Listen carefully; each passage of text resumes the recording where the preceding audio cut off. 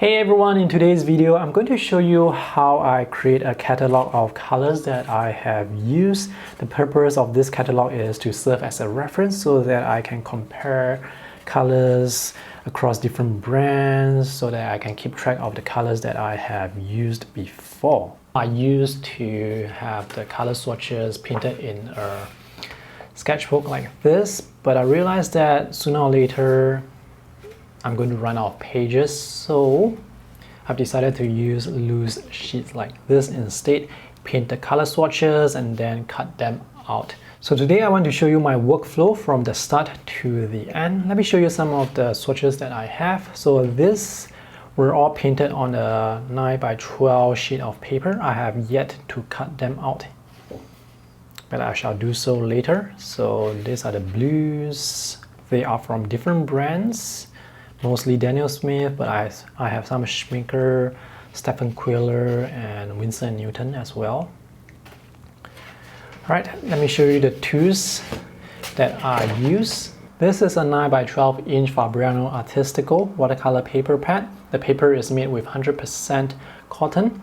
I'm using this paper because it's easier to paint gradation on 100% cotton watercolor paper. And this is 9x12 inches because it's easier for me to divide this paper. And then we have my mechanical pencil and the ruler. This is obviously for drawing the lines.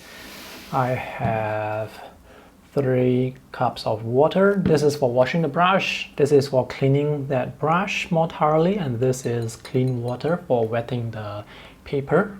I have 2 watercolor brushes. One is for getting clean water, the other one, the flat brush, it's for painting the swatches. I'm using this pen to write the names and also the characteristics of those colors. This is the Uniball Signal Gel Stick. The ink is waterproof when dry. The scissors and pen knife are required because we'll be doing some cutting. I also have something thick to help prop up my watercolor pad. This is actually a very thick sketchbook. You can use anything.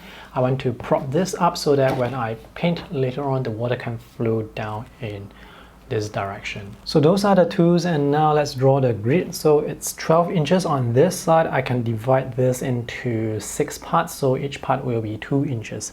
So I'm going to mark out the 2-inch spot, 4-inch, 6, 8, and 10. I'm going to do the same for the bottom half of the paper as well. The next step is to draw a line by joining the 2 dots, so let's do it. I am using a mechanical pencil because I don't want the graphite to touch the side of the ruler. So now the metal tip of the mechanical pencil is actually touching the ruler instead. If I have the graphite touching the side of the ruler, it's going to make the ruler dirty. When the ruler is dirty, next time when I place the ruler on paper, some of the graphite might actually get onto the paper. So that's why I am not using a wooden pencil. So now I have divided the paper into 6 parts. I'm going to divide this halfway here. So I'm going to measure this first.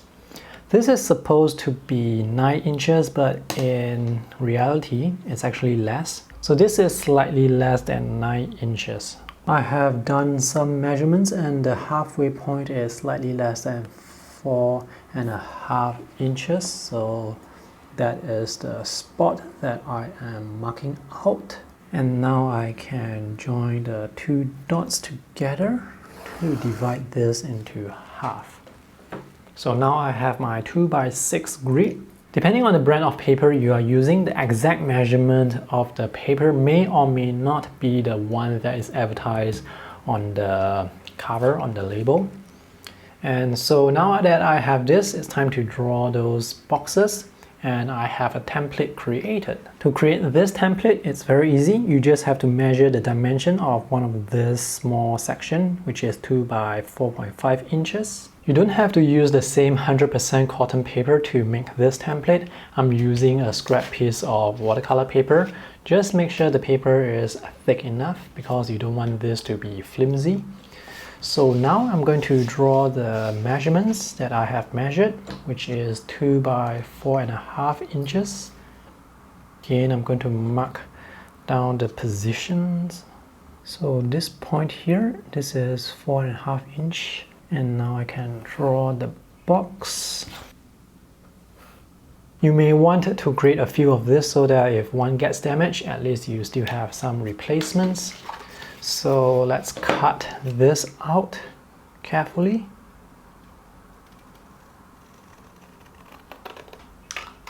If you're using the same measurement I'm using, I have a 2 cm gap here, which is enough space for me to write down the name of the color and the brand. I have a 0.5 cm gap here on the sides. So this is for painting the swatch, and this is for painting the gradation. If you have one of those transparent rulers, you can use them to draw the boxes. So you can align the bottom of these lines here to the edge of the paper and draw this line like this. This is what I have after drawing the boxes, and now it's time to cut these 2 parts out. To cut this, I will put it on the back of my watercolor paper pad. This is the cardboard back. I'm going to put it like this, and I'm going to use my clip to clip it down here. Press down on the ruler hard. And be careful when you are cutting, make sure don't cut your fingers. And cut directly on the pencil lines. You may have to do it a few times because the paper is thick. You have to cut a few times to have the penknife go through the paper. Do it slowly, there is no rush. Cut it a few times if you need to. You may want to extend out of the line slightly so that later on when you tear off the part that's inside, it's easier. So now I am cutting slightly outside of that line. Cutting this is the most tedious part of this whole process. Be slow and steady. Safety is very important. So now I can just tear out these pieces. Let me just pop this out. If you have problem popping the thing out, for example, this part here, you may have to cut this again. Maybe this is not deep enough. Right, so yep, it's not deep enough. And there we have it. And now we have this brand new template that we can start using. And this is exactly the same size as the grid. Now I'm going to write this letter F here to represent the front of the template. So let me align this. I'm going to press down at these 2 corners here so that the template doesn't move, and using my mechanical pencil I will just draw with the template. Continue drawing until all the grids are filled up. Now that we have everything drawn, the next thing is to write down the names of the colors that you are going to paint. You can go to the website of the brand to find information on the pigment, the product code. So this brand is Sennelier. I'm going to write down the pigment here, PY74. It's important to use waterproof ink, or if you want to, just use pencil. In this case here, I also want to write down the product code number. This is the light fast rating as listed on Sennelier's website. Different companies would use different standards for light fast rating. With Sennelier, they use 3 stars. With some other companies, they use 4 stars, and others 5 stars. Anyway, to do proper light fast rating, you have to test it yourself. So what I've written here is just for reference purposes. And if you take a look at my color swatches, I also have these letters here. T represents transparency, S represents the staining quality, G is whether or not the paint is granulating. So in this case here, NG means it's not granulating, LS means it's low staining. With this paint, this is semi-transparent, medium staining, and granulating. Now that everything has been written, it's time to paint. Now if you are using ink, make sure the ink is dry before you paint over it, or just use pencil. There is nothing special about painting color swatches, you just paint as usual. So in this box here, I am painting the intense saturated color without diluting it. For the bottom part, I'm going to paint a gradation from the color that fades into the white of the paper. And to do that, I'm going to wet this first with this brush. Make sure this is sufficiently wet before you paint so that the paint can run down. And if you need to, you can hold your watercolor pad more vertically to help the paint move down more easily. If you find that you have too much water, you may want to pick up the excess water with some tissue. And if you find that the paint is not moving much, you can wash your brush once and wash it again with clean water and try and spread the paint. You should do this much earlier when the wash is still wet. If you do it later when parts of it has dried, you're going to see some background and it's not going to look nice. So here, this top part has already dried and I went in with the wet brush, so there is going to be some watermarks there. Some paper can soak up the water quite quickly, and when you paint, the area is already dry, so the paint is not going to move. So before you paint, do make sure the surface is wet enough. So this looks wet enough for me.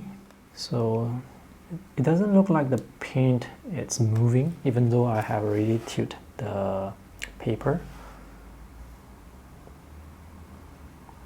So now I'm going to wash my brush very quickly.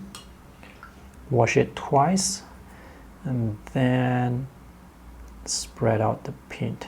You can also paint a bit further down outside of the pencil line beneath. Just fold your tissue into a straight line. Just to pick up the excess water, just fold your tissue like this so that it makes a straight line and press down at the edge of the pencil line. And now you just have to repeat the process for all the colors that you have. It's good to have two brushes, one for painting and one for clean water. And after you have painted the swatch up there, you don't have to wash a brush. You just have to pick up more paint and paint onto the wet area beneath. Now this watercolor paper block, it's actually glued on all the four sides to prevent buckling. So I'm not going to tear off this sheet first. I'm going to wait until I have filled up everything before I tear off this. After you have filled up the whole sheet of paper, you can proceed to cut out the individual grids. So cut slowly and steadily. So now that I have all this cut out, I can use them for future reference. For example, I can compare different brands. So here I have sap green from Sennelier and sap green from Daniel Smith, and when I put them side by side together like this, I can see the difference very easily. And I do prefer the sap green from Daniel Smith. If you use many watercolor brands, you might want to group them according to the brand and then group them according to the colors within the brands. The last thing I want to say is, if you want to get more paper in the future to create more swatches, do get the same paper from the same brand so that the size of the paper that you use is consistent throughout. It makes things easier. Before you go, I just want to let you know that I am selling off some of my excess watercolor paint to make space to get new colors, more paint to test, and also to feature on my YouTube channel. So if you are interested to buy some paint, if you want to help me out, you can check out the link in the video description below to see the list of colors that I am selling. Alright, so that's all for today's video. I hope this is helpful. Thanks for watching. See you in the next video. Bye!